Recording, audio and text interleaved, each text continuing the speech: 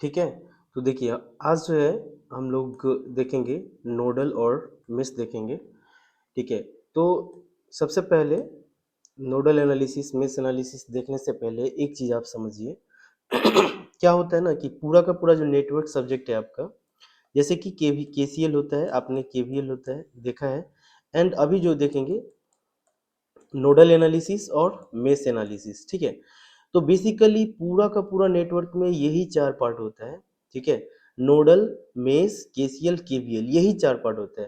तो जिस भी स्टूडेंट को इनमें अगर थोड़ा सा भी मिस्टेक नहीं होता है, ठीक है, कैसा भी सर्किट रहे, अगर आप केसीएल, केवीएल, नोडल और मेश अच्छे से लगाना जानते हैं, तो आपके लिए ये सब्जेक्ट आपकी पकड़ में बन जाएगा। ठीक है। बिल्कुल भी आप इस सब्जेक्ट से बिल्कुल भी मतलब दिक्कत नहीं होगा, कैसा भी क्वेश्चन रहेगा आप इसको सॉल्व कर लेंगे। तो फिर क्या होता है, ये तो केसीएल केवीएल नोडल मेश देख लिए। तो इसमें जो आप अभी तक जो देखे हैं वो दो ही चीज होता है। देखिए सर्किट में या तो डीसी सोर्स लगा होगा या नहीं तो एसी सोर्स लगा होगा। पूरा मैं अगर नेटवर्क की बात कहूँ तो सर्किट में दो ही चीज होता है, या तो डीसी सोर्स होता है या एसी सोर्स होता है। डीसी में भी डिपेंडेंट इंडिपेंडेंट दो तरह के होते हैं। सिमिलरली एसी में भी डिपेंडेंट इंडिपेंडेंट दो तरह के होते हैं। तो जो डीसी सोर्स लगा होता है तो बहुत ही सिंपल सर्किट बनता है, बहुत ही सिंपल कैलकुलेशन, सब कुछ बिल्कुल इजी होता है। ठीक है। लेकिन जब एसी सोर्स लगा होता है ना तो वहां पे फेजर की बात आ जाती है।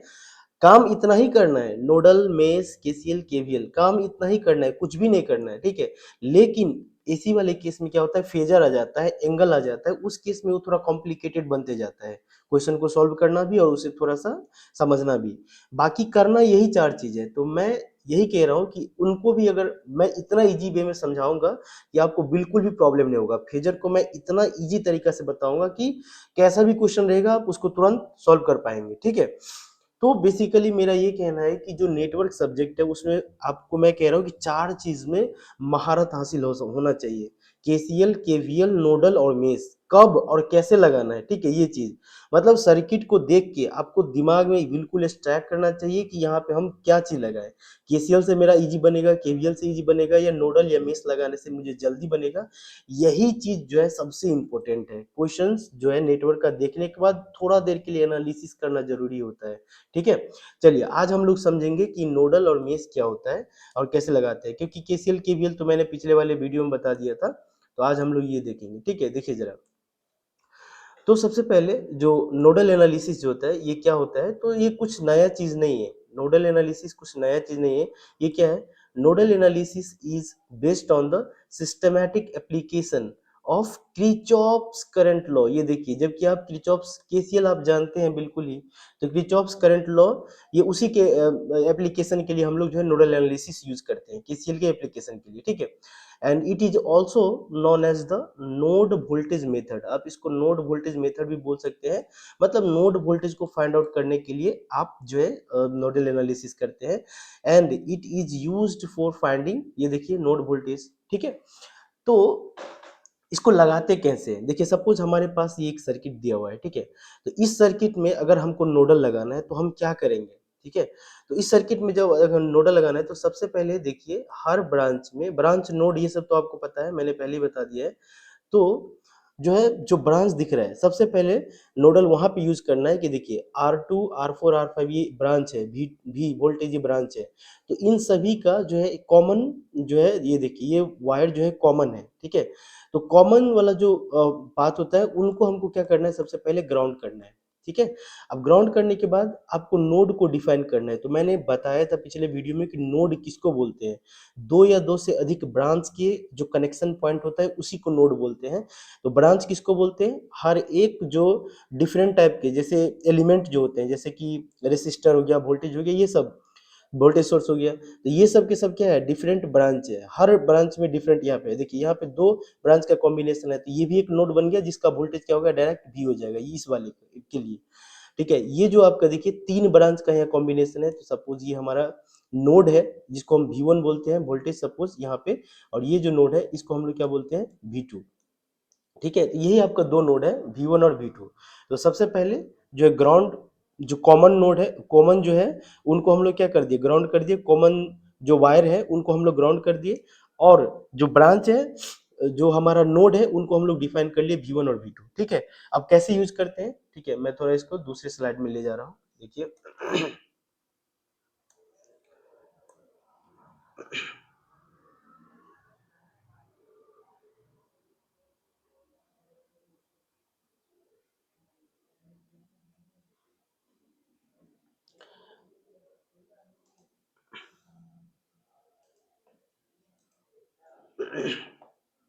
देखिए,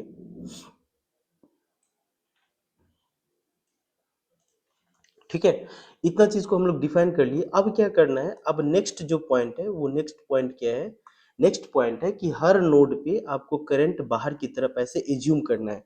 आप खुद एज्यूम कीजिए कि सपोज यहाँ पे करंट बाहर की तरफ ऐसे जा रहा है I1, सपोज इसमें I2 और इसमें I3 करंट बाहर जा रहा है।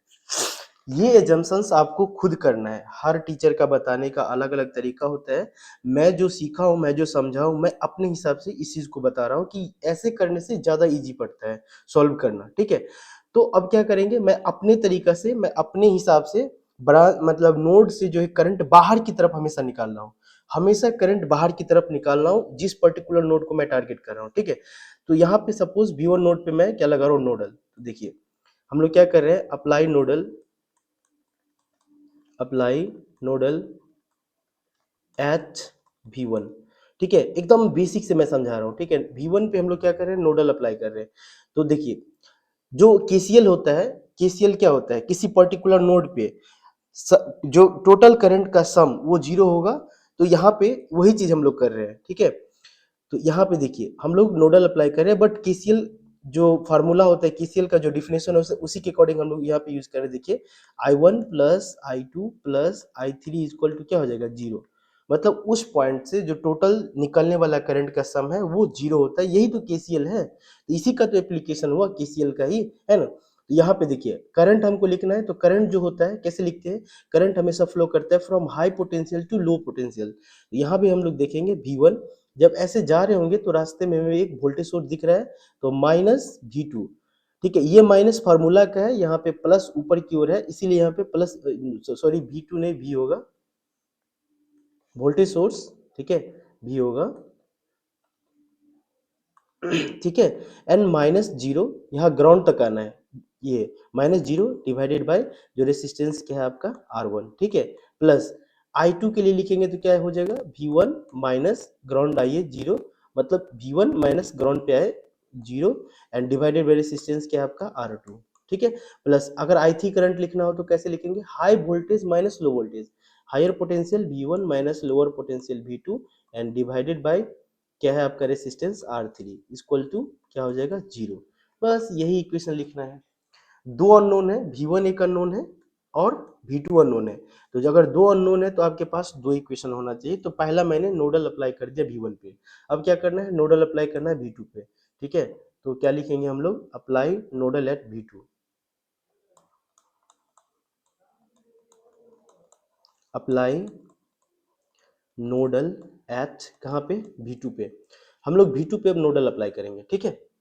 तो मैंने क्या कहा, सबसे पहले उस नोड पे करंट आपको बाहर की तरफ लेना है, ठीक है। तो बाहर की तरफ ले लीजिए करंट, ये करंट सपोज IA है, अपने मन से कुछ भी मान के चलिए, ये IB है और ये IC है, ठीक है। तो V2 पे हम लोग जो अप्लाई करेंगे तो सिमिलरली ऐसे लिखेंगे I1 plus suppose IA plus IB plus IC equal to zero, ठीक है। अब यहीं पे हम लोग इसी के बदले हम लोग यूज कर लेंगे। तो IA जो होगा वो क्या हो जाएगा, देखिए V2 minus high potential minus low potential V1 and divided bye जो है रेसिस्टेंस क्या है आपका R3, प्लस दूसरे वाले अब IB के लिए लिखेंगे तो क्या हो जाएगा, V2 minus zero divided by क्या है आपका रेसिस्टेंस R4, ठीक है। प्लस इस वाले लिखेंगे क्या होगा, V2 minus zero divided by R5 equal to क्या हो जाएगा, जीरो। इक्वेशन 2, दो अननोन था, दो इक्वेशन बन गया। इसी दोनों इक्वेशन को जब आप सॉल्व करेंगे तो आपका V1 और V2 नोड का वोल्टेज निकल जाएगा, आपको करंट निकल जाएगा, कुछ भी यहाँ से हर चीज जो है एकदम इजी वे में निकल जाएगा। तो यही है नोडल एनालिसिस, इसी को नोडल बोलते हैं, ठीक है। चलिए नेक्स्ट पॉइंट देखते हैं। नेक्स्ट पॉइंट आता है सुपर नोड।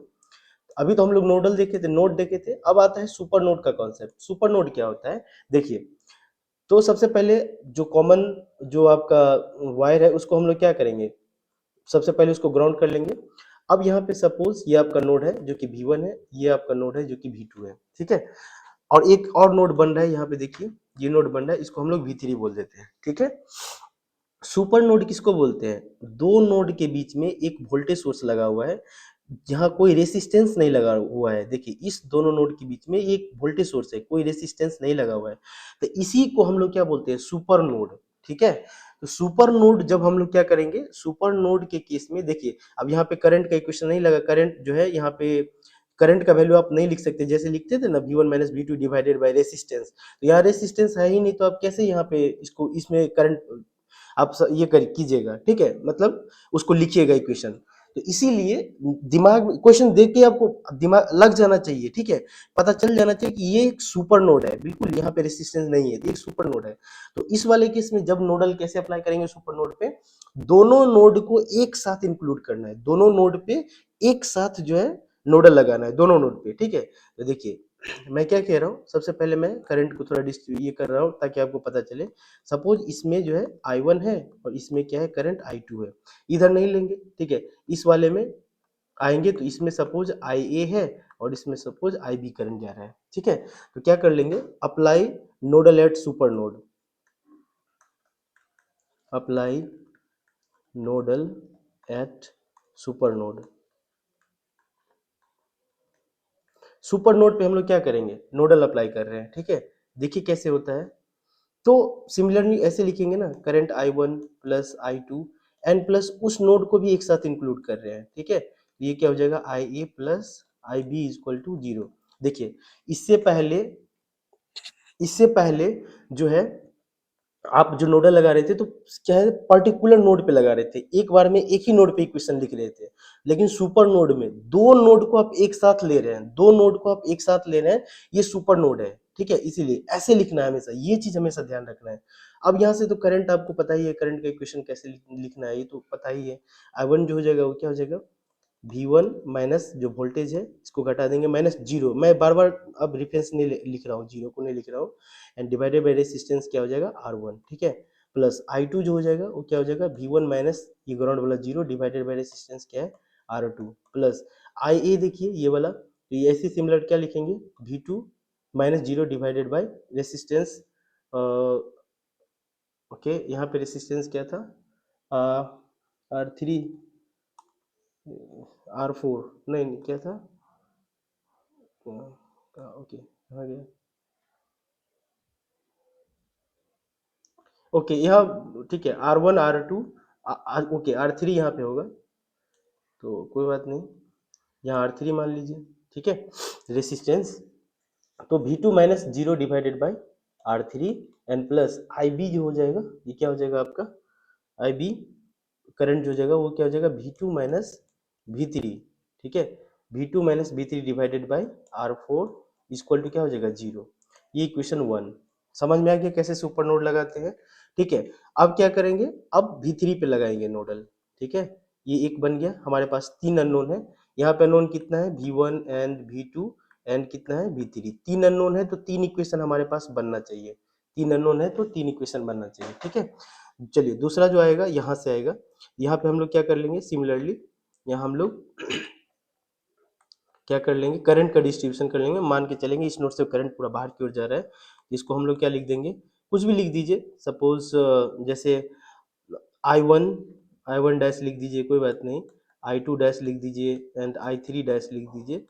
दिमाग में ये रहना चाहिए कि उस नोड से करंट हम बाहर की ओर ले रहे हैं और करंट फ्लो करता है from high potential to low potential, तो ये गलती नहीं होना चाहिए, ये चीज ध्यान रखिए, ये गलती कभी नहीं होना चाहिए, ठीक है। तो यहाँ पे देखिए हम लोग क्या कर रहे हैं, apply apply nodal apply nodal at V3, V3 पे हम लोग नोडल अप्लाई कर रहे हैं तो क्या हो जाएगा, देखिए यहाँ पे करंट, मैं करंट का फिर से ये नहीं लिख रहा हूँ करंट का, आप मान के चलिए कि I1 dash plus I2 dash plus I3 dash equal to 0 होगा, तो क्या लिखेंगे यहाँ पे, पहले I1 डैश के लिए लिखेंगे तो क्या हो जाएगा V3 minus V2 and divided bye उसके रेसिस्टेंस कितना है R4 प्लस नीचे की ओर I2 डैश लिखेंगे तो क्या हो जाएगा V3 minus 0 divided by R5 and plus इधर की ओर लेंगे तो क्या हो जाएगा V3 minus 0 divided by R6 equal to क्या हो जाएगा 0। ये आपका क्या बन गया, इक्वेशन 2।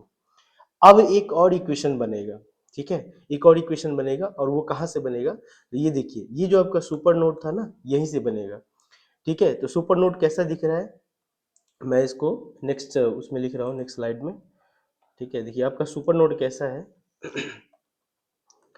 तो सुपर नोड आपका ऐसा था कि यहाँ पे ये वोल्टेज V1 है, और यहाँ पे आज मैं एक बहुत इंटरेस्टिंग चीज बता रहा हूँ। ठीक है, ये प्लस माइनस है, ये V ऑफ एक्स है, और ये V2 है। देखिए अब जो हम लोग लिखेंगे वो वोल्टेज वाला टर्म्स आ गया है ना, केवीएल लिखेंगे। तो आपको पता है केवीएल एकदम अच्छे से पता होना चाहिए कि केवीएल जो होता है वो किसी लूप में लगाते हैं। लूप मतलब क्लोज बाउंड्री। यहाँ तो क्लोज बाउंड्री है ही नहीं ना, तो फिर वैलिड कैसे हुआ? अगर यहाँ पे आप लिखेंगे तो ये हम दिमाग में बिल्कुल आना चाहिए कि केवीएल जो होता है वो तो क्लोज बाउंड्री में लगाते हैं, बट यहाँ तो क्लोज बाउंड्री है ही नहीं, तो कैसे होगा? देखिए आप देखिए कि ज्यादातर जो स्टूडेंट ऐसे लिख देगा, सिंपली मैं वो भी लिख देता हूँ, जैसे V1 minus V2 equal to V of x. आप देखिए कि ऐसे लिख देता है, ठीक है। बट ये आता कैसे है, ये आया कहाँ से? ठीक है, ये ध्यान देने वाली चीज है। आज मैं बता रहा हूँ कि बहुत सारे यहाँ लूप कैसे बना है। देखिए जरा लूप कैसे बनता है, ये लूप कैसे यहाँ पे बना है। तो यहाँ पे अगर V1 है, ठीक है, तो सपोज ये माइनस है, ये आपका प्लस है, ठीक है। तो ये V1 को मैं ऐसे मान रहा हूँ, ये माइनस ये प्लस। तो अगर लूप बनाना है, लूप बनेगा तो आपको पता होना चाहिए कि ये वायर ऐसे है। तो यहाँ पे अगर ये माइनस वाला पहले था तो यहाँ भी क्या होना चाहिए, माइनस पहले और प्लस वाला बाद में, ऐसे होना चाहिए। मतलब अगर यहाँ का पोटेंशियल माइनस है इस वाले का, तो यहाँ भी पोटेंशियल माइनस होना चाहिए। ये ऐसे देखिए, ये अब एक लूप बना। ठीक है, ये चीज दिमाग में ही इमेजिन करके और सब सभी लोग बना देते हैं, सारे टीचर्स भी बता देते हैं। लेकिन मैं आज इसको तोड़ के बता रहा हूँ कि ये कैसे हम लोग लिखते हैं बार बार, जो कभी इसमें गलती होना ही नहीं है। ठीक है, अब अगर हम लोग लगाते हैं तो मैं कौन सा साइन यूज करता हूँ, इंजीनियरिंग साइन यूज करता हूँ। तो यहाँ V1 जो है, V1 पे मैं क्या साइन दिख रहा हूँ, माइनस। ये क्या हो जाएगा, माइनस ऑफ V1। यहाँ पे मैं क्या यूज कर रहा हूँ, KVL. So minus of V1, अंदर जाएंगे तो क्या दिख रहा है, प्लस V ऑफ एक्स। फिर अंदर जाएंगे तो ये देखिए पहले प्लस है बाद में माइनस है, ठीक है। तो प्लस V2 इक्वल टू क्या, जीरो। इसी को जरा सरिया के लिखिए, सरिया के लिखेंगे तो V1 को उधर जाएगा तो क्या हो जाएगा, V1, और उधर V2 जाएगा तो minus of V2 equal to क्या बन जाएगा, Vx। देखिए यही चीज है, यही चीज है, इसी चीज को लिखने का ही है जो एक ही बार में जल्दी से लिख देता है कोई भी। लेकिन आज मैं इस चीज को तोड़ के बताऊं कि कैसे एक्चुअली होता है। यहाँ भी केवीएल ही यूज करते हैं, लूप दिखता नहीं है तो लूप।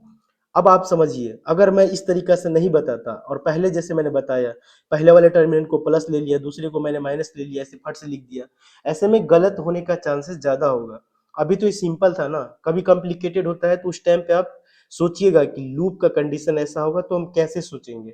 ठीक है, अगर कोई कहेगा नहीं आप इधर से जा रहे हैं, मैं इधर से नहीं जाना चाहता हूँ, मैं इस तरफ से जाना चाहता हूँ, ऐसे लिखना चाहता हूँ, अगर आप ऐसे लिखेंगे तब क्या होगा, तब भी सेम ही बात होगा। ऐसे लिखेंगे तो क्या होगा, देखिए इधर से आप जा रहे हैं तो क्या हो जाएगा, माइनस ऑफ V2, इंटीरिंग साइन देखिए माइनस V2, इधर से लिखेंगे तो माइनस ऑफ Vx यहाँ पे, और फिर क्या प्लस दिखेगा तो plus V of x equal to zero, sorry V of one, last वाला में V of one equal to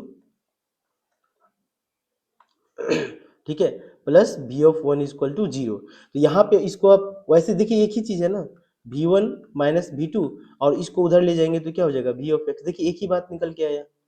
तो अगर कॉन्सेप्ट क्लियर है ना, इस चीज को, इस चीज पे कॉन्सेप्ट क्लियर है, आपको कहीं मिस्टेक नहीं होगा, ठीक है, कहीं भी नहीं।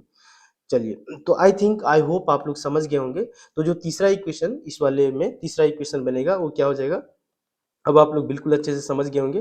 जो तीसरा इक्वेशन बनेगा वो क्या बनेगा, that is V1 minus V2 equal to V of x. This is your third equation. Okay, अब जो है आप लोग के पास ये तीन इक्वेशन बन गया, तीन अननोन है, तीन इक्वेशन आप आराम से सोल्व कर पाएंगे। ठीक है, बहुत सारे एग्जांपल में हम लोग देखेंगे अभी। ठीक है, बिल्कुल भी क्लियर हो जाएगा, थोड़ा सा भी डाउट नहीं रहेगा।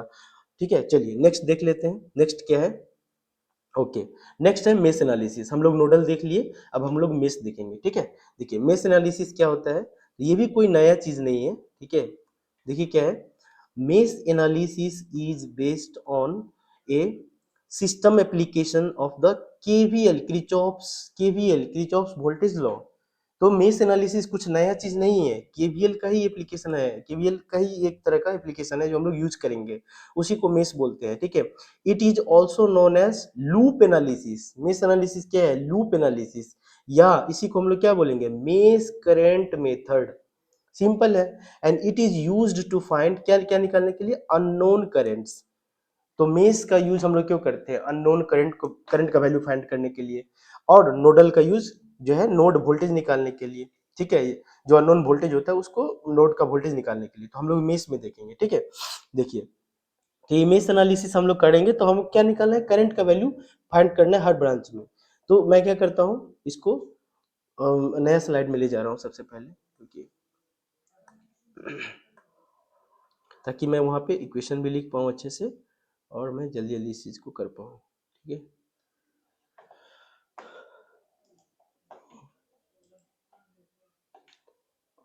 ओके, ठीक है, चलिए ये आपका बन गया। अब देखिए कैसे लगाते हैं, मेश एनालिसिस कैसे करते हैं। तो सबसे पहले हम क्या करेंगे, करंट का डिस्ट्रीब्यूशन करेंगे। करंट का वैल्यू फाइंड करना है, हर ब्रांच में करंट निकालना है, क्वेश्चन यही रहेगा। तो सबसे पहले देखिए, सपोज आप खुद मानिए कि इस वाले ब्रांच में करंट I1 है, और खुद ही मानिए कि इसमें करंट जो है वो I2 जा रहा है। खुद मानिए, तो I1 इसमें ब्रांच चेंज किया, I2 करंट भी चेंज हो जाएगा, I2 करंट हुआ, तो इस वाले ब्रांच में कितना करंट आएगा? तो देखिए टोटल करंट माइनस ये करंट निकाल दीजिए, तो बचा हुआ इधर एक पाइप है जिसमें पानी आ रहा है I1, और उसमें से I2 पानी चला गया, तो बचा हुआ पानी इस पाइप में आएगा ना, तो इसीलिए इसको हम लोग क्या लिखेंगे, I1 माइनस I2, टोटल में से उतना घटा देंगे तो बचा हुआ करंट इधर आएगा। ठीक है, सिमिलरली ये नया ब्रांच है तो इसमें हम लोग नया करंट I3 बोल देंगे, और बचा हुआ करंट इधर आएगा, तो क्या बनेगा इसमें, I2 माइनस I3। ठीक है, करंट का डिस्ट्रीब्यूशन हमेशा ध्यान रखिए। इसी चीज को आप केसीएल भी बोलते हैं, करंट जैसे जो इस वाले नोड पे total incoming current equal to total outgoing current, ये वाला कॉन्सेप्ट आप यहाँ पे लगा के समझ सकते हैं। और जो मैं अभी बता रहा हूँ ये वाला ज्यादा ध्यान रखिए कि टोटल जो करंट आ रहा है I1, इसमें से इतना करंट निकल गया तो बचा हुआ करंट इधर आएगा। अगर यहाँ पे इसमें भी, यहाँ पे अगर I1 में भी इधर से करंट आ रहा होता, I2 में इधर से इसमें ऊपर जा रहा होता करंट, तो दोनों पाइप का पानी जोड़ दीजिए, बाकी इसमें निकल जाएगा, तो I1 प्लस I2 मिलके I3 हो जाता। समझ में आ रहा है आई थिंक?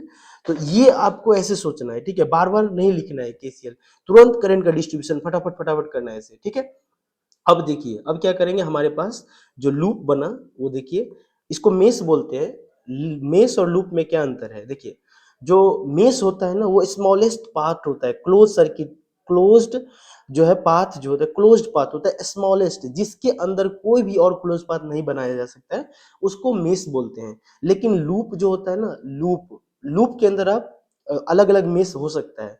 तो लूप जो होता है एक बड़ा, मतलब लूप के अंदर स्मॉलेस्ट जो है लूप आप बना सकते हैं, लूप के अंदर छोटा सा बनेगा, उसको हम लोग क्या बोलेंगे, लूप। तो लूप के अंदर जो है छोटे छोटे मेश बन सकते हैं, ठीक है, लेकिन मेश के अंदर कोई भी लूप नहीं बन सकता है, तो जो सबसे स्मॉलेस्ट है उसको आप लूप भी बोल सकते हैं, मेश भी बोल सकते हैं, ये क्लोज पाथ सबसे स्मॉलेस्ट।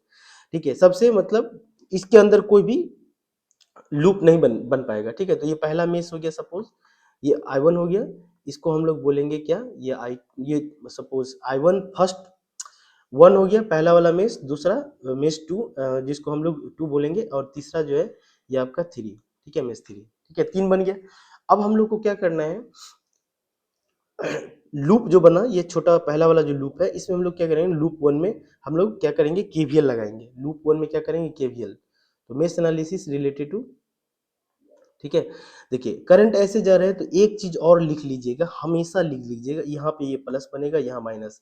जब भी करंट इंटर कर रहा है, जब भी करंट जा रहा है किसी रेसिस्टर में, कैपेसिटर में, इंडक्टर में, तो यही चीज ध्यान रखना है, साइन लिख दीजिए, गलत होने का चांस कम होगा। तो ये प्लस और ये माइनस, बहुत स्टूडेंट नहीं लिखता है, ऐसे फटाफट फटाफट मार देता है, लेकिन अगर आप बिगिनर स्टूडेंट है, कमांड नहीं है, तो साइन जरूर लिखिए, ताकि गलत कम होगा, एरर कम आएगा। ठीक है, तो ये क्या हो जाएगा आपका, इधर करंट जा रहा है तो ये प्लस माइनस, इधर जा रहा है करंट ये प्लस, इधर माइनस, नीचे की ओर आ रहा है करंट तो ये प्लस हो जाएगा, ये माइनस, इधर की ओर जा रहा है करंट प्लस माइनस, सिमिलरली यहाँ पे प्लस माइनस। ठीक है, अब मैं क्या कर रहा हूँ, लूप वन में हम क्या लगा रहे हैं, केवीएल, लूप वन में।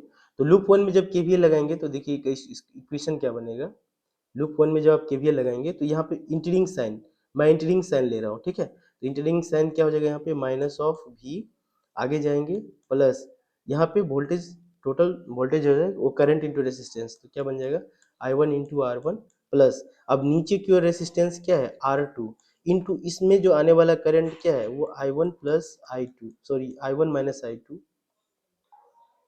करंट जो दिख रहा है करंट वही करंट लिखना है, कुछ भी अपना मन से कुछ भी गलत होने का चांस है ही नहीं। ठीक है, तो ये क्या बन जाएगा आपका I1 माइनस I2, ये करंट था ना, और प्लस में है करंट। देखिए इंटीरिंग साइन क्या दिख रहा है प्लस, इस रेसिस्टेंस में इंटीरिंग साइन क्या है प्लस, इसीलिए प्लस लिखे R2 into I1 minus I2। ठीक है, equal to zero, equal to zero, यही आपका इक्वेशन 1 बन गया। ठीक है, उसके बाद आगे बढ़िए सेकेंड लूप में, लूप टू, लूप टू में हम लोग क्या कर रहे हैं केवीएल अप्लाई कर रहे हैं। यहाँ भी हम लोग क्या कर रहे थे केवीएल अप्लाई कर रहे थे लूप टू में केवीएल। तो लूप टू में केवीएल स्टार्ट कीजिए यहाँ से, ये क्या हो जाएगा ये देखिए I2 प्लस में है ना I2 इंटू R3, यहाँ नीचे देखिए प्लस में है क्या आपका करंट क्या है I2 minus I3 into resistance R4 plus. अब देखिए यहाँ पे जैसे अब आए ऐसे करके आए, अब जब ऐसे ऊपर की ओर जाएंगे ना, ये देखिए ये पाथ था, ऐसे जब ऊपर जाएंगे तो पहले क्या साइन दिखा माइनस, तो यहाँ पे हम लोग क्या कर लेंगे माइनस साइन रखेंगे। ठीक है, ये चीज हमेशा ध्यान रखिए, यहाँ पे हम लोग क्या करेंगे माइनस साइन, तो क्या बन जाएगा minus of I1 minus I2 into resistance R2। ठीक है, इक्वल टू जीरो, एक क्लोज पाथ बन गया, इसको इक्वेशन 2 बोलेंगे। अब क्या करेंगे लूप थ्री में, ठीक है लूप थ्री में आइए केवीएल लगाते हैं। ठीक है, तो देखिए यहाँ से स्टार्ट कीजिए, तो क्या हो जाएगा I3 इंटू R5 यहाँ से, और देखिए प्लस साइन दिखा मुझे। ठीक है, नीचे आएंगे तो प्लस, फिर ऐसे ही I3 इंटू R6, अब फिर से यहाँ देखिए माइनस पहले दिख रहा है ना, माइनस करंट का वैल्यू क्या है I2 माइनस I3, जैसा करंट था मैंने ऐसे ही रखा है, इसको नहीं उल्टा पुल्टा कुछ भी नहीं किया है। नीचे की ओर करंट आ रहा था, तो इसीलिए जब हम ऐसे करके ऐसे आएंगे और ऊपर की ओर जाएंगे लूप में, तो पहले साइन मुझे माइनस दिखा ना, इसीलिए मैं यहाँ माइनस लिखा हूँ, बाकी करंट जितना उतना ही रखा हूँ करंट। ठीक है, into R4 equal to zero, equation 3। तीन अननोन था, क्या क्या था I1 I2 एंड I3, तीन अननोन था, तीन इक्वेशन बना दिए, क्वेश्चन आपका सॉल्व हो जाएगा। यही है मेश एनालिसिस। ठीक है, यही है मेश एनालिसिस। चलिए जल्दी से अब देख लेते हैं नेक्स्ट सुपर मेश। ठीक है, मेश तो देख लिए, सुपर मेश, सुपर मेश क्या है कुछ नहीं है, ऐसे ही same to same. Super mesh में हम लोग क्या करेंगे, क्या कॉन्सेप्ट है सुपर मेश का, तो देखिए मैंने क्या बोला, ये छोटा सा एक मेश है मेश 1, और ये भी एक छोटा सा क्या है मेश, मेश 2। तो मेश 1 मेश 2, मेश 1 मेश 2 में ये हमारा करंट सोर्स है। देखिए केवीएल जो होता है ना, वोल्टेज आप V इक्वल टू क्या लगाते हैं I इंटू आर, तो इस वाले जो ब्रांच में करंट सोर्स लगा हुआ है वहां तो करंट है, बट रेसिस्टर तो नहीं है ना, तो इसमें आप केवीएल कैसे लगाएंगे, लूप 1 में केवीएल आप कैसे लगा पाएंगे, नहीं हो पाएगा, क्योंकि यहाँ पे तो क्या है करंट सोर्स है, बट हमें केवीएल लगाने के लिए वोल्टेज सोर्स, मतलब केवीएल लगाने के लिए करंट का भी वैल्यू पता होना चाहिए, रेसिस्टेंस का भी, या तो वोल्टेज सोर्स हो या नहीं तो करंट रेसिस्टेंस का वैल्यू पता हो, इसीलिए हम इसमें केवीएल नहीं लगा सकते हैं। ठीक है, बट ये एक मेश है और ये भी एक मेश है, तो दो मेश का एक कॉमन, मतलब आप कह सकते हैं ये जो करंट सोर्स है ये दोनों मेश के लिए कॉमन पार्ट है, तो अब इसमें जो हम लोग लगाएंगे ना यही सुपर मेश बन जाएगा।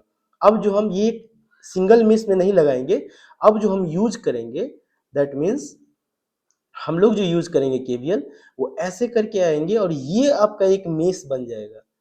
ठीक है, ये वाला बीच वाला पार्ट करंट जो दिख रहा है सोर्स वो हट जाएगा, मतलब इसको हम लोग रिमूव कर देंगे, तो ये सुपर मेश बन गया, मेश का ही एक स्पेशल मेश बन गया ये। ठीक है, ये है कॉन्सेप्ट सुपर मेश का। ठीक है, तो चलिए अब हम लोग जो है देख लेते हैं, पहले करंट का डिस्ट्रीब्यूशन कर लेते हैं, फिर कैसे इसको यूज करते हैं हम लोग फटाक से देख लेते हैं। ठीक है, तो चलिए सबसे पहले करंट, सपोज इस वाले ब्रांच में करंट I1 है। ठीक है, और मैं इसको डिलीट कर लेता हूँ ताकि अच्छे से लिख पाऊँ मैं। ठीक है, और इसके बाद देखिए ये करंट I1 है, सपोज इस वाले ब्रांच में करंट जो है I2 जा रहा है, तो इधर की ओर करंट क्या आएगा I1 माइनस I2, मैंने आप लोग को ऑलरेडी बता चुका हूँ कि कैसे। अब करंट ऊपर जा रहा है तो ऊपर प्लस और नीचे माइनस होगा। ठीक है, ऊपर करंट जा रहा है, ये करंट का डायरेक्शन ऊपर है, मैं इस I के लिए लिख रहा हूँ, तो वो प्लस और माइनस है, बट इसमें आने वाला करंट क्या है I1 माइनस I2। यहाँ पे गलती मत कीजिएगा, ध्यान से एकदम क्लियर से देखिए, यहाँ पे आ रहा है आई टू, फिर इसी तरीका से इसमें क्या जाएगा, आई थ्री जाएगा। तो नीचे की ओर करंट कितना है, आने वाला करंट आई टू, चला गया करंट आई थ्री, तो बचा हुआ कौन सा बचा, आई टू माइनस आई थ्री, ये आपका क्या बन जाएगा, नीचे आएगा। अब मैंने क्या कहा, एक और चीज करने के लिए कहा हूँ, जो लोग एकदम गलती कम चाहते हैं तो वो बिल्कुल भी आप साइन लिख दीजिए, ताकि दिक्कत ना हो, प्लस माइनस जल्दी जल्दीबाजी में गलत ना हो, क्योंकि एक माइनस का प्लस, प्लस का माइनस हुआ, आपका आंसर गलत, आपका पूरा सब कुछ गलत हो जाएगा। ठीक है, यहाँ पे ये प्लस और ये माइनस, पूरा मेहनत बेकार चला जाएगा। ओके, चलिए अब जो है हम लोग इसको सॉल्व करते हैं, देखिए जरा। तो मैंने क्या बोला, हम लोग जो मेश लगाएंगे सुपर मेश, वो एक पूरा ये वाला में लगाएंगे, इस वाले पार्ट में। ठीक है, तो ये क्या बन जाएगा, देखिए यहाँ से हम लोग यूज करेंगे, सो माइनस बी एस, यहाँ से आप यूज करेंगे तो minus B S N plus current I one into current I one into R one. ठीक है, आगे बढ़ेंगे तो I two into R two. ठीक है, उसके बाद यहाँ पे आएंगे तो प्लस आर थ्री, नीचे की ओर है ना, into I two minus I three. ठीक है, इक्वल टू क्या हो जाएगा, जीरो, इक्वेशन वन। ठीक है, अब यहाँ पे जो है करंट आई वन का वैल्यू अगर पहले से दिया रहता है कुछ, तो हम लोग क्या लिखते हैं, यहाँ पे देखिए आने वाला करंट नीचे की ओर वो क्या है, और तो ऊपर की ओर जो हम लोग जा रहे हैं, तो माइनस आई इंटू नीचे की ओर जो करंट आ रहा है वो कितना है, I one minus I two. ठीक है, इक्वल ये है। तो आप जहाँ भी आई का वैल्यू क्या हो जाएगा, माइनस ऑफ, मतलब आई का वैल्यू आप लिखेंगे तो माइनस ऑफ क्या हो जाएगा, I one minus I two.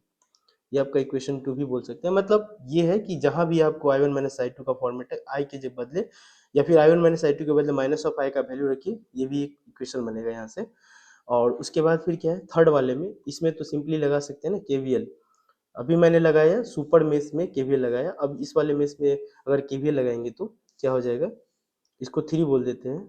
ठीक है, so KVL in loop three, KVL in loop three, तो लूप थ्री में लगाएंगे तो सिंपल है ना, क्या बन जाएगा, I three into R four. ठीक है, plus R five into I three जो करंट आ रहा है। ठीक है, और ऊपर की ओर जा रहे हैं तो देखिए पहले माइनस दिखेगा, तो माइनस ऑफ क्या करंट है, I two minus I three current है, इंटू उसमें रेसिस्टेंस कितना है, आर थ्री, इक्वल टू क्या हो जाएगा, जीरो, इक्वेशन थ्री। तो तीन unknown I one I two I three, तीन इक्वेशन, ये भी आराम से सॉल्व हो जाएगा। ठीक है, ये सुपर नोड का सुपर मेश का कॉन्सेप्ट आई थिंक क्लियर हो गया।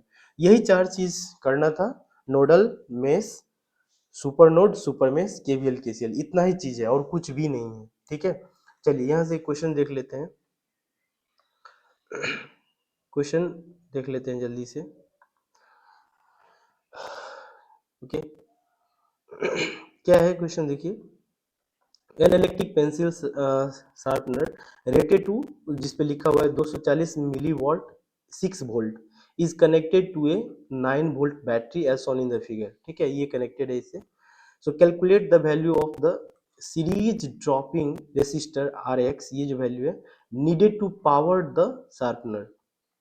ठीक है, तो सबसे पहले ये जो आपका आर एक्स वैल्यू है ना, ये आर एक्स वैल्यू निकालना है, रेसिस्टेंस निकालना है, और ये कितना पावर, ये जो इस शार्पनर के लिए जरूरत है पावर, वो आपको, ये पेंसिल है हमारे पास, एक इलेक्ट्रिक पेंसिल है, पेंसिल शार्पनर है। तो यहाँ पे इसका जो वोल्टेज ड्रॉप है इसके क्रॉस, देखिए पावर दिया हुआ है, और वोल्टेज ड्रॉप 6 वोल्ट है। तो जैसे ही स्विच को हम लोग ऐसे क्लोज करेंगे, स्विच लगाएंगे, या 9 वोल्ट सप्लाई है, तो ये करंट ऐसे जाएगा प्लस माइनस, सपोज इसमें करंट आई आ रहा है। ठीक है, आई आ रहा है, तो यहाँ पे जो करंट आएगा ये प्लस हो जाएगा, ये माइनस हो जाएगा, इसके क्रॉस कितना है, 6 वोल्ट का वोल्टेज ड्रॉप है। ठीक है, तो सबसे पहले हम लोग क्या करते हैं, करंट का वैल्यू निकालते हैं। तो यहाँ देखिए पावर दिया हुआ है, पावर दिया हुआ है। ठीक है, तो पावर इज इक्वल टू क्या हो जाएगा, वी स्क्वायर अपॉन आर। ठीक है, तो यहाँ से रेसिस्टर निकल जाएगा, रेसिस्टेंस का वैल्यू, पावर दिया हुआ है,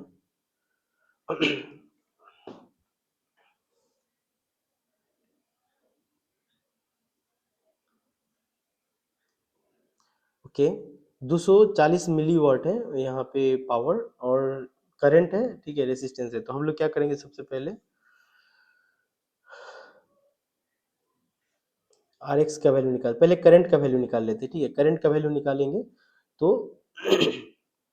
ठीक है, ओके।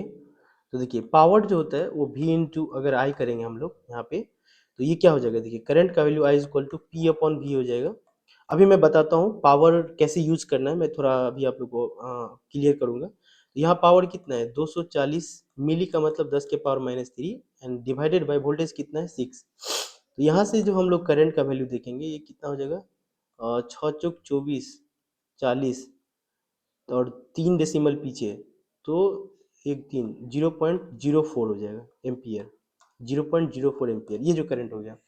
इसका मतलब इस वायर में जो करंट जा रहा है वो कितना जा रहा है, 0.04 एम्पियर करंट आ रहा है, ठीक है। उसके बाद क्या है, ठीक है 0.04 एम्पियर आ रहा है। तो देखिए अब एक चीज और देखिए जरा ध्यान से, टोटल सप्लाई कितना है 9 वोल्ट है, ठीक है। टोटल सप्लाई जो है कितना वोल्टेज है 9 वोल्ट। अभी मैं समझाता हूँ पावर के बारे में, एक बार थोड़ा देखिए।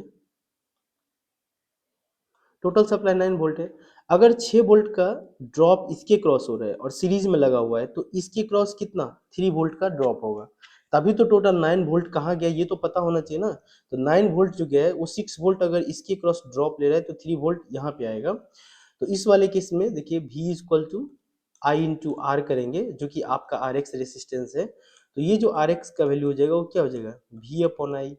तो इसके क्रॉस वोल्टेज कितना है, वोल्टेज तो 3 वोल्ट है ना, और करंट का वैल्यू कितना है 0.04। इसको उड़ाएंगे तो 2 जीरो ऊपर बनेगा, तो ये कितना बनेगा, 2 दूना 4, 15 दूना 30 एंड 2 75, 75। तो आर एक्स का वैल्यू कितना हो गया 75 ओम।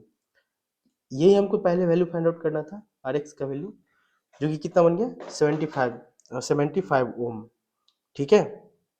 अब इस जो है पेंसिल इसका रेसिस्टेंस हमें फाइंड आउट करना है, मतलब इसके अंदर सपोज रेसिस्टेंस आर है, तो ये रेसिस्टेंस हमें फाइंड आउट करना है। तो हम क्या करेंगे, तो इसके लिए क्या है देखिए, सबसे पहले मैं थोड़ा सा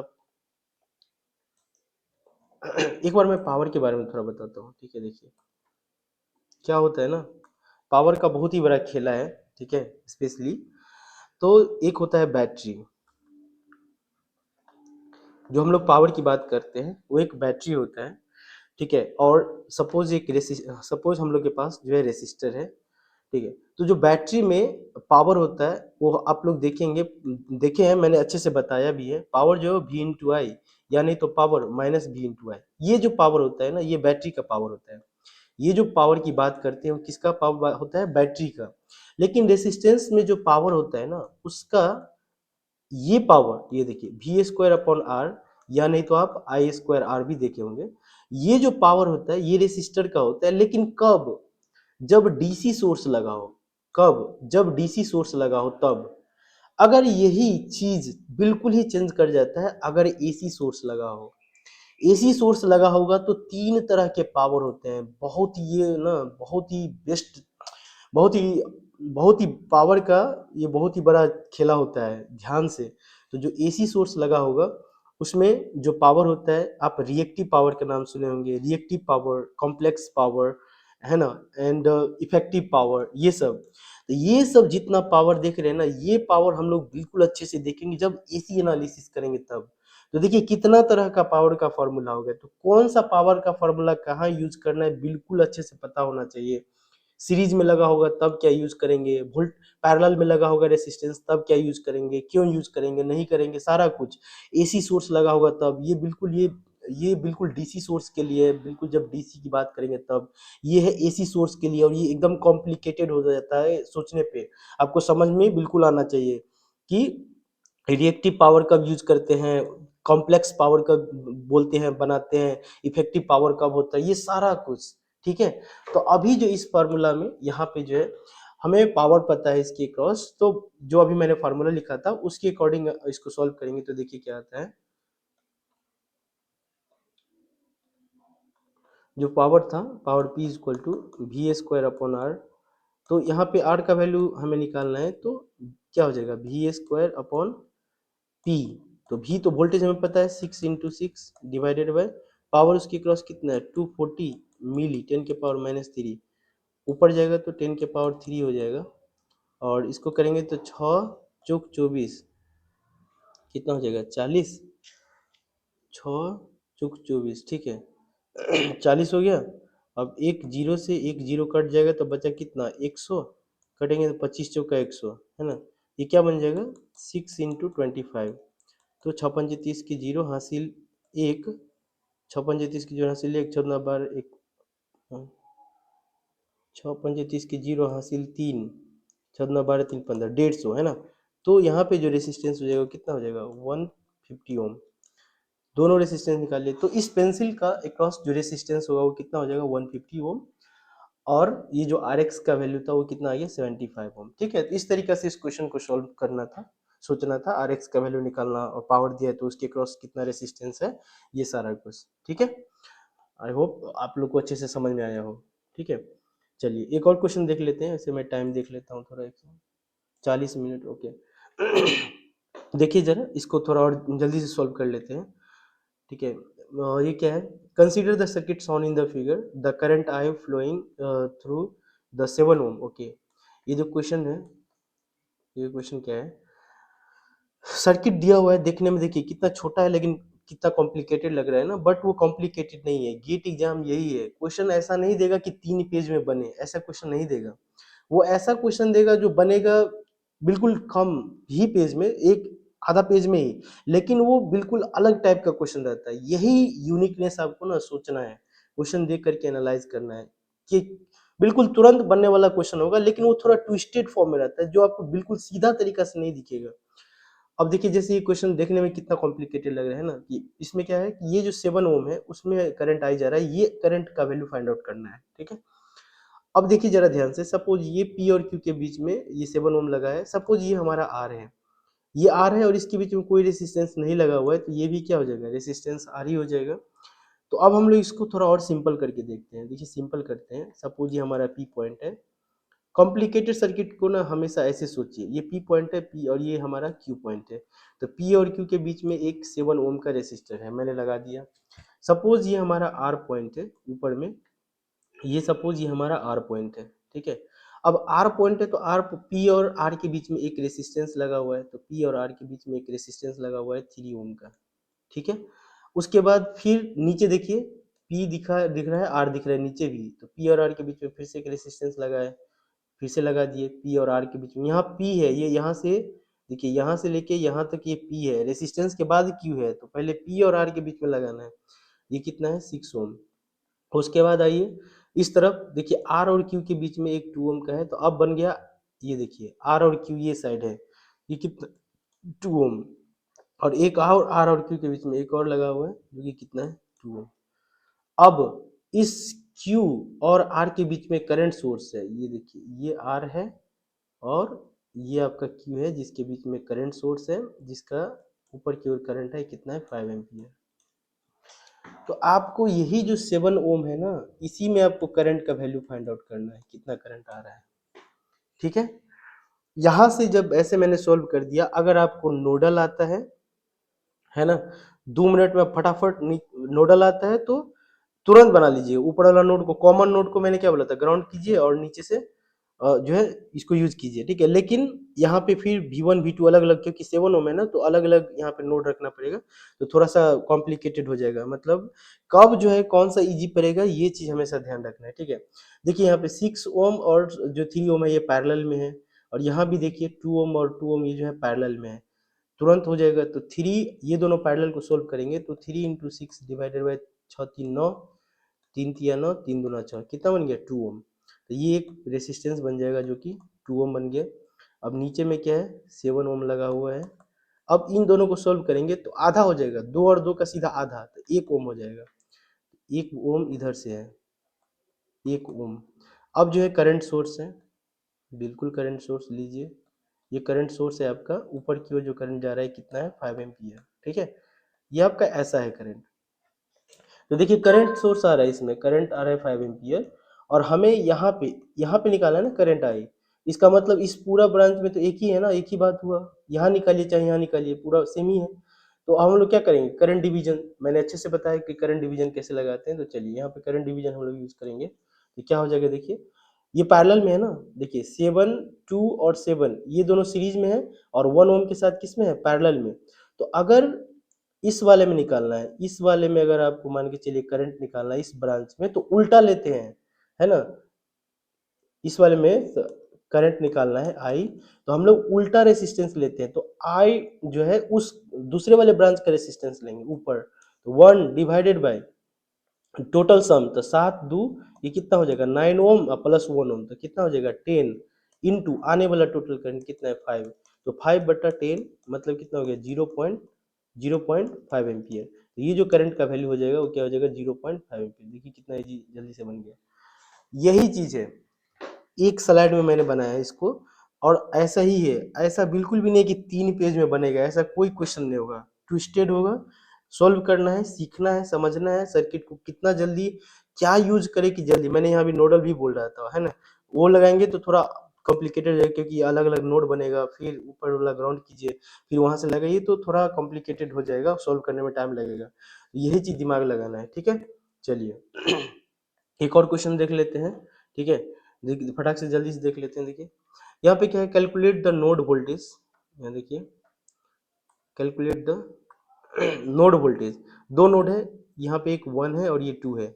सपोज इसको हम लोग V1 बोल देते हैं और इस नोड को हम लोग V2 बोल देते हैं, ठीक है। ये वाला नोड को हम लोग V2 बोल देते हैं। तो V1 V2 नोड वोल्टेज निकालना है इन द सर्किट, ठीक है। चलिए तो क्या करेंगे, ऊपर जो दिख रहा है हमें ना, इसको हम लोग सोर्स ट्रांसफॉर्म कर देते हैं, ठीक है। क्यों ऐसा करते हैं, क्योंकि देखिए V1 और V2 हमारे पास है, नीचे कॉमन ये भी है, ग्राउंड भी कर देंगे, लेकिन ऊपर वाला जो दिख रहा है हमें ये थोड़ा फॉर्मेटिंग। देखिए बहुत 2-3 तरीका से बना सकते हैं, ऐसा नहीं कि एक ही मेथड है, इसको दो अलग अलग मेथड से भी बना सकते हैं। तो पहले मैं अभी जो मेथड यूज कर रहा हूँ, इसको मैं सोर्स ट्रांसफॉर्म कर रहा हूँ। इससे क्या होगा देखिए फायदा, ऐसे जा रहे हैं तो ये प्लस ये माइनस, तो जो आपका ये बन गया रेसिस्टर। हाँ, सोर्स ट्रांसफॉर्मेशन यहाँ पे क्यों कर रहे हैं और कैसे हो रहा है, क्योंकि जो है आपका करंट सोर्स रेसिस्टर के साथ कैसे लगा हुआ है, पैरेलल में। तो पैरेलल में लगा होता है तभी आप सोर्स ट्रांसफॉर्म करेंगे, तो ये ऐसे बनेगा। मतलब ये आपका प्लस माइनस बैटरी, मतलब ये जो है करंट सोर्स वोल्टेज सोर्स में कन्वर्ट होगा। और ये आपका 4 ओम तो था ही, और नीचे जो लगा हुआ है वो 2 ओम रेसिस्टेंस लगा ही हुआ है। इधर ये कितना बन जाएगा, तो इसको सीधा मल्टीप्लाई करते हैं ना, V equal to I R, तो 5 4 5 ये क्या हो जाएगा 20 वोल्ट, ठीक है। फिर यहाँ पे क्या लगा हुआ है 6 ओम का रेसिस्टेंस लगा हुआ है, और यहाँ पे क्या है एक करंट है जो कि ऊपर में जा रहा है करंट सोर्स, ठीक है। ये बन गया। अब देखिए, अब आपको थोड़ा इजी देखने में इजी लग रहा होगा।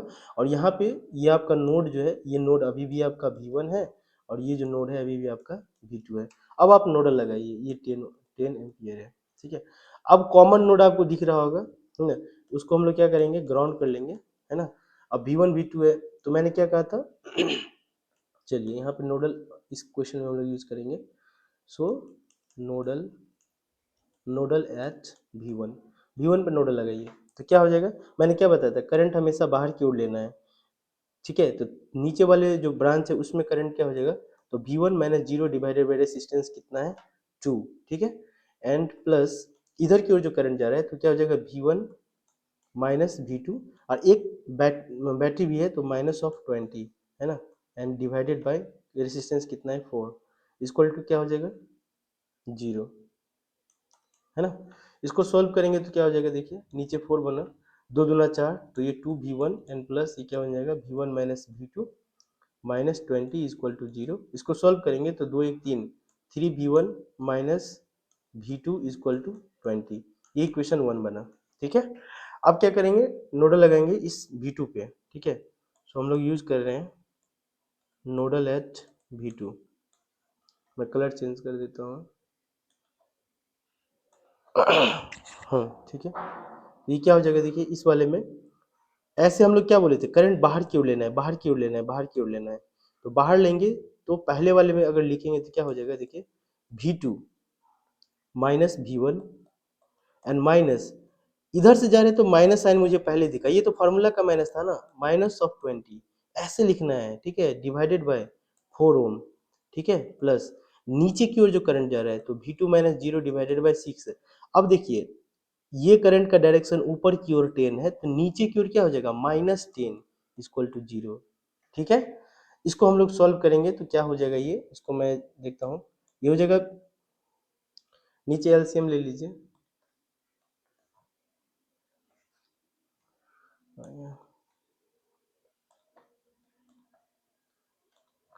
नीचे एलसीएम लेंगे तो क्या हो जाएगा ये, स्पेस थोड़ा चाहिए, ठीक है, मैं इसको हटा लेता हूँ। तो ये क्या हो जाएगा, नीचे एलसीएम लेंगे तो 4 और 6 का एलसीएम 12 होगा। देखिए 2 से 2 दूना 4, 3 दूना 4, दूना 4 तिया 12, ठीक है, ये 12 हो गया। अब यहाँ पे 4 तिया 12, तो ये क्या बन गया 3v2 minus 3v1 and minus minus plus हो जाएगा ना, प्लस। अब 3 से 6, तो 3 दूना 6, 60, ठीक है, एन प्लस 6 है, 6 दूना 12, तो ये क्या बन जाएगा ये 2v2, 2v2 एंड माइनस 12 धन 120 इक्वल टू 0, ठीक है।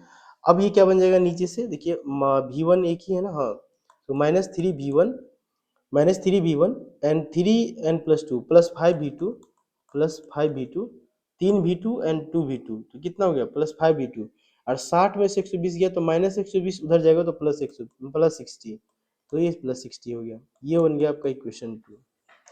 दो अननोन, दो इक्वेशन, जल्दी से सॉल्व कर लीजिए, ठीक है। तो जो इक्वेशन है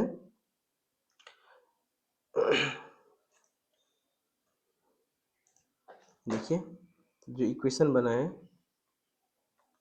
इक्वेशन क्या क्या बना है, -3v1 N plus 5v2 equal to 60, ये इक्वेशन 2 था आपका।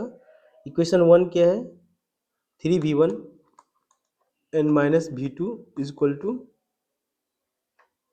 20, equal to 20, like equal to 20, ठीक है। ये इक्वेशन, दो इक्वेशन है, इसको सोल्व करेंगे तो क्या है, सिंपल है ना, ये 3 कट जाएगा, तो 5 में से ये कितना बनेगा 4v2 इक्वल टू ये 80 हो जाएगा, जोड़ देंगे, दोनों को जोड़ दिए तो v2 का वैल्यू क्या हो जाएगा 80/4 करेंगे तो कितना हो जाएगा 20 चौका 80, 20 वोल्ट हो गया v2। v2 का वैल्यू रखिए तो -3v1 and -3v1 plus 5 into 20 equal to क्या बन गया 60, सो -3v1 इक्वल टू 60 माइनस 100, तो -3v1 इक्वल टू 60 में से 100 गया तो कितना बन गया -40 एंड v1 इक्वल टू ये 40/3 हो जाएगा, ठीक है। तो v1 कितना बन गया 40/3, यही हमें नोड वोल्टेज निकालना था v1 और ये आपका v2, ठीक है। देखिए इस तरह के क्वेश्चन तो दो अननोन वाला था ना, दो वेरिएबल वाला था, इसको सॉल्व करना इजी होता है, ठीक है। इस तरीका से जैसे यहाँ पे मैं आपको क्रैमर्स रूल बताना चाहता हूँ, ठीक है। क्रैमर्स रूल क्यों जरूरी है, यही जो है टाइम बचाने के लिए। क्रैमर्स रूल जब दो वेरिएबल हो तब तो आप नहीं भी यूज कीजिए, ऐसे नॉर्मल जो मैंने ऐसे सॉल्यूशन किया ये ज्यादा बेटर है। क्रैमर्स रूल है अगर 3 वेरिएबल है, ठीक है, अगर 3 वेरिएबल है उस टाइम पे क्रैमर्स रूल बहुत हेल्पफुल होगा। अभी जब हम लोग आगे सोल्व करेंगे ना क्वेश्चन तब मैं आपको दिखाऊंगा कि कितना टाइम लगता है ऐसे सोल्व करने में, और क्रैमर्स रूल क्या होता है थोड़ा आप लोग देख लीजिए, मैं बताना चाहता हूँ यहाँ पे। देखिए क्रैमर्स रूल में क्या है, सबसे पहले इक्वेशन, क्योंकि ये स्टेट स्पेस एनालिसिस जब आप क्वेश्चन सॉल्व करेंगे कंट्रोल सिस्टम का तो वहां भी क्रैमर्स रूल का एकदम जरूरी होता है। क्रैमर्स रूल कहिए या फिर आप ये कहिए कि कैसे मैट्रिक्स फॉर्म में लिखते हैं और फिर इसको हम कैसे सॉल्व करते हैं, ठीक है।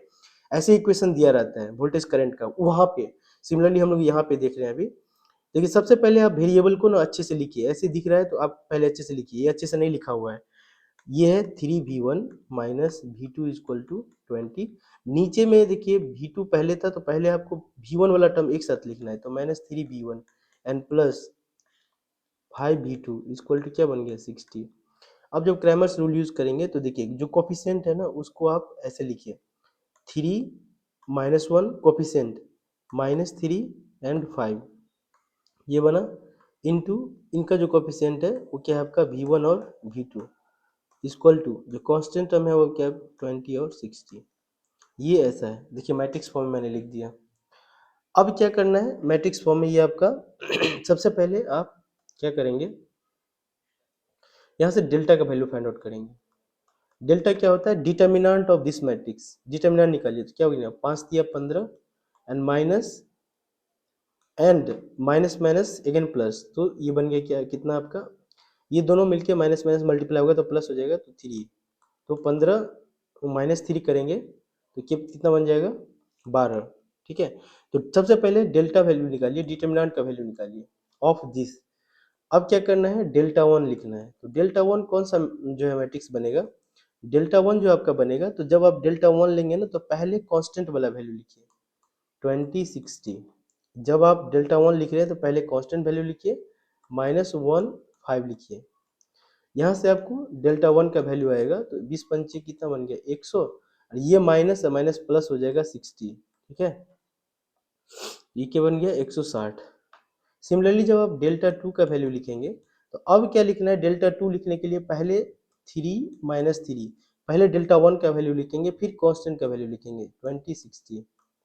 ठीक है, ये बिल्कुल ध्यान रखिए। देखिए, रो और कॉलम को जब आप दो रो को जब आप इंटरचेंज करते हैं तो एक माइनस साइन आ जाता है, या दो कॉलम को भी आप जब इंटरचेंज करते हैं तो पीछे माइनस साइन आ जाता है। ठीक है, चेंज हो जाता है वैल्यू, इसीलिए ध्यान रखिए कि जब डेल्टा वन लिख रहे हैं तो पहले कांस्टेंट लिखे, फिर डेल्टा टू का वैल्यू लिखे पहले में।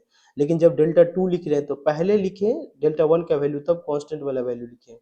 यहाँ से डेल्टा टू निकालेंगे तो क्या हो जाएगा 36 एंड माइनस माइनस प्लस 3 दूना 6 60। ये कितना बन जाएगा 0 8 240, है ना, 240 डेल्टा वन डेल्टा टू। तो अब जो निकालना है जो वैल्यू, सपोज वी वन का वैल्यू निकालना है, तो वी वन का वैल्यू जो होगा वो डेल्टा वन अपॉन डेल्टा करेंगे। ठीक है, क्योंकि वी वन पहले लिया ना, तो वी वन का अगर वैल्यू निकालेंगे तो क्या करेंगे, डेल्टा कहाँ गया ऊपर 12, है ना, तो क्या हो जाएगा delta one upon delta. Delta one का वैल्यू कितना है 160 डिवाइडेड बाय डेल्टा का वैल्यू कितना है 12, 60।